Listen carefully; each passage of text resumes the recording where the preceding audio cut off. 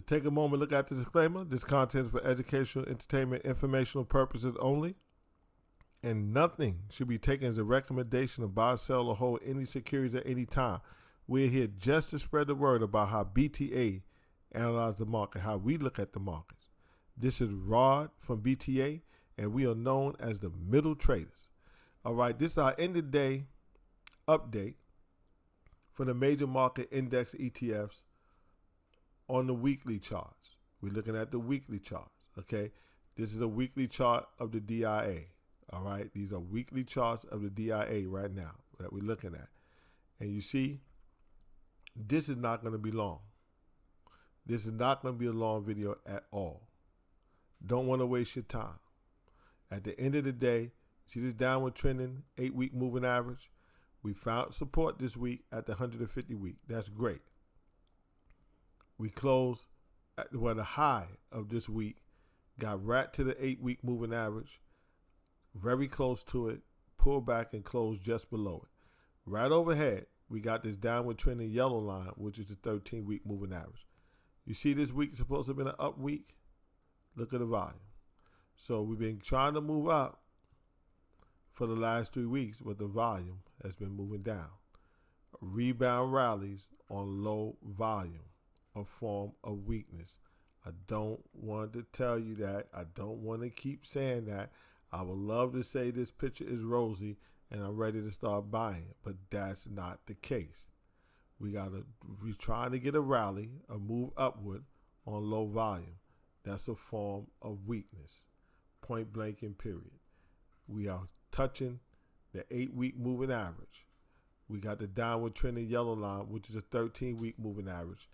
It's nothing to say. It's nothing to say. It's not ready yet.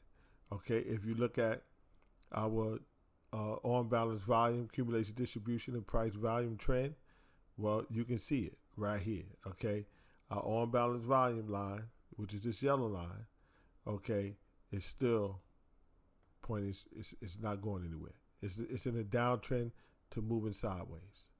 The accumulation distribution line is the same thing. Okay, it's not going there. Look at the price volume trend down. Look, this is our running total of volumes, our accumulative total chart of volume, our line charts.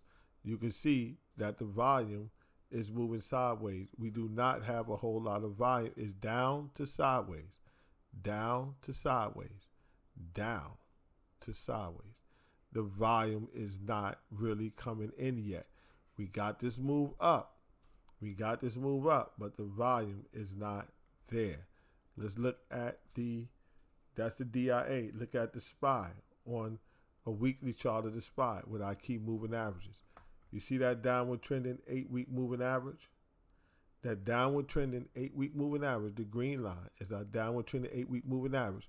For the last 1-2 weeks, we had a high that almost touched it to the penny for the last 2 weeks. I will zoom in so you can see it for yourself very carefully, very clearly. You see that green line, which is that downward trending 8-week moving average? The high for the last 2 weeks has almost been right to it, to the penny. The good thing, just like with the DIA, we held support. We held support at the 150-week moving average. But then we got this 13-week moving average that's right overhead. We have to be careful. We have to be careful. On the Market Smith charts, they use a 10-week moving average. I use the 8-week here on this platform. The Market Smith charts use the 10-week moving average, which is equivalent basically almost to the 50-day moving average on the daily chart. Okay, the 10-week. All right, I'm using an 8-week here. We can't get to the 10-week on the Market Smith charts. Okay, when you can't even get above the 8-week right here on the platform. The SPY is stalling right at the 8-week also. Look at the volume. The volume is still down to moving sideways. It's not really coming in, y'all. The volume is not really coming in. We still find a resistance at these overhead upward trending trend lines coming all the way back from the March 2020 lows on the SPY. Okay, you see it right here, the March 2020 lows. This trend line here going across these lows. All right, this internal trend line going across this fractal right here. You see, for the last 3 weeks, we've been trapped in these two internal trend lines. Okay, I'm going to draw another trend line from the March 2020 lows going across this fractal here.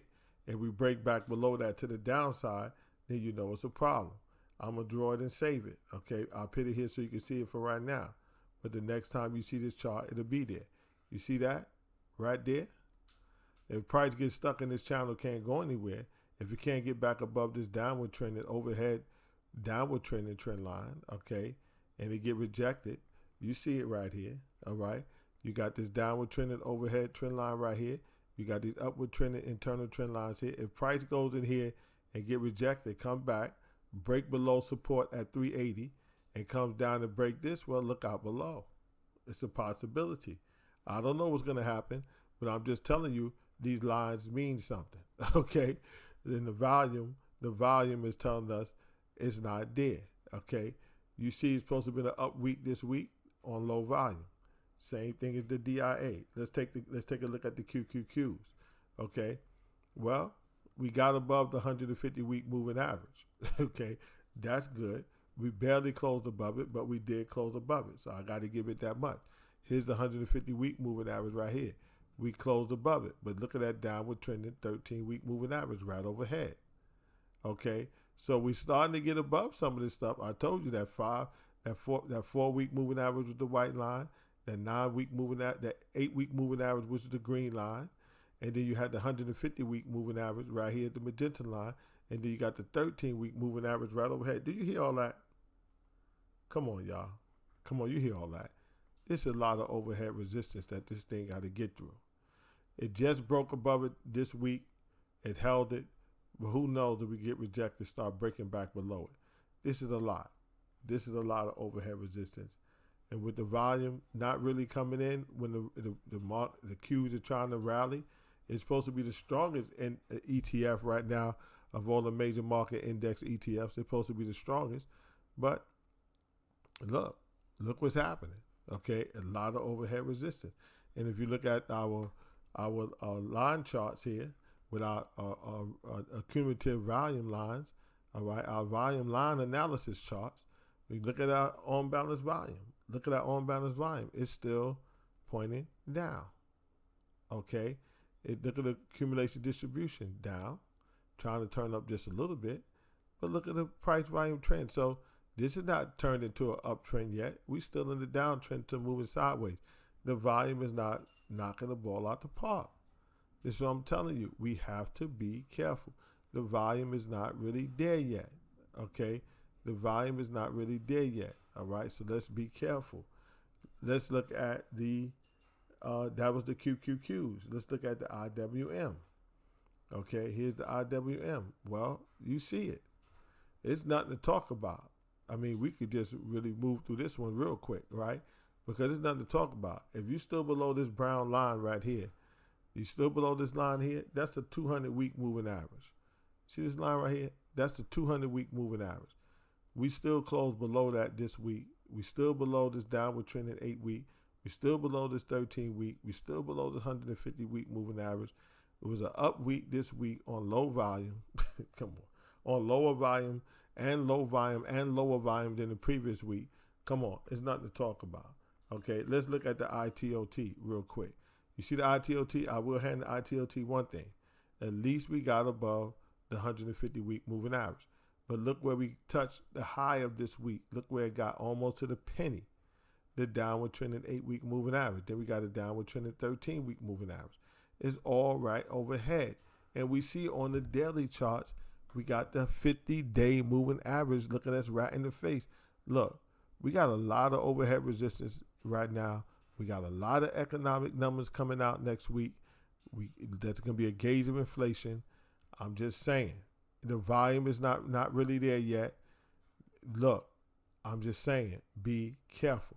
If you look at the ITOT on the structural chart, you can still see, just like some of the other ETFs, this upward trend line going all the way back to the March 2020 lows. Well, you see where we hitting at this internal trend line for the last 3 weeks. We've been stalling right at the top of it. This week, we got back below it. Okay? Once again, I'm telling you, next time you see this chart, you're going to see another trend line going from the March 2020 lows across this fractal right here. If we break back below that, that could be a problem. That cannot be a good thing. Okay, so that's the weekly analysis. I tell you, it's not going to take long, because at the end of the day, the one thing that we have to remember, the one thing and the key thing to remember is that we got this downward trending 8-week moving average. I told you Market Smith looks like a 10-week moving average, but we can't even look at the 10-week until we could get above this 8-week. And then we're going to have a 13-week moving average looking right at us, okay? That's the case on all of the major index ETFs on the weekly chart. The DIA, same thing. 8-week moving average, right at it, overhead resistance. The SPY, same thing. 8-week moving average, right at it, overhead resistance. 8-week moving average, okay? The QQQs, same thing, all right? Well, I'm wrong about the QQQs because it's the strongest one of them all. It got above its 8-week, and it got above its 150-week, but it's the 13-week moving average that's pointing straight down. That looks like it's almost ran off a cliff. Okay, the 13-week moving average. You see it pointing straight down? You see it pointing straight down. Now, if we look at our Market Smith chart, all right, if we look at our Market Smith chart right now, I'm going to throw in here, I'm going to add a study in here, and I'm going to throw in here the 10-week moving average. Watch this. All right, let's throw that 10-week moving average in here. We're going to get one line. We're going to throw a 10-week moving average in there. I'm going to make it kind of thick so we'll know it when we see it. And I'm going to put 10. Instead of with the 8, I'm going to have the 10-week. It's going to be a royal blue one. You see that? You see where that 10-week moving average is at? Okay, let me expand. You see how we close right on the 10-week moving average? That's our Market Smith chart right there. The 10-week moving average is on the Market Smith charts. They use a 10-week. I use a 8 and a 13. I look at the 10-week when I'm watching all my Market Smith charts. That's why I'm bringing it up to y'all. The 10-week is what a lot of traders use. So it could act as overhead resistance. You see it hit it here, hit it here. You see it? That 10-week, this big, thick, red, blue, royal blue line. Look at it acting as overhead resistance. You see it? Okay, so we're above the 9, below the 13, but we right on the 10-week almost to the penny. Okay, let me see if I can zoom in just a little bit further so you can see it. You see that thicker royal blue line? We almost on it to the penny. So even though the Qs is the one that's moving up the most, you watch that 10-week. So we got above the 8, and we just below the 13, but we could stall right at the 10-week. It has happened before. The 10-week moving average is a very strong overhead resistance. Let's look at the IWM. Okay, let's look at the IWM. And you see that downward 10-week moving average? You see how it's right in there, right inside of everything? Okay, look at that thick royal blue line is the 10-week. Okay, I'm going to start showing that to y'all because just because we get above that 8-week, you got to watch that 10-week because it can hit that and get rejected. Remember, the 10-week is equivalent to the 50-day almost on the daily chart. And you see where the 50-day moving average is doing. It can act as overhead resistance. Yo, look, I hope you're picking up the jewels that I'm dropping. I'm telling you, there's no need to get too excited. Don't get too overzealous. Don't go running into this thing. We got a lot of economic news. We got earnings season coming up. We got inflation numbers coming out. We got the Fed meeting later on this month. We got GDP coming out, second quarter GDP. If we get another negative number, we're technically in a technical recession. It is a lot going on economically, and you see these charts with these downward trending moving averages. Look at that thing there. Just look at all those moving averages sitting right over the top of this price. Okay, look, even for the Qs, and this is supposed to be the strongest one. It's a lot of stuff here. You see you trapped in all of this with no volume coming in? Look, this is not financial advice. But wouldn't it be wonderful if it was? But it's not. You know it's not. But if it was, you would not lose a lot of money. Be careful. See you in the next video.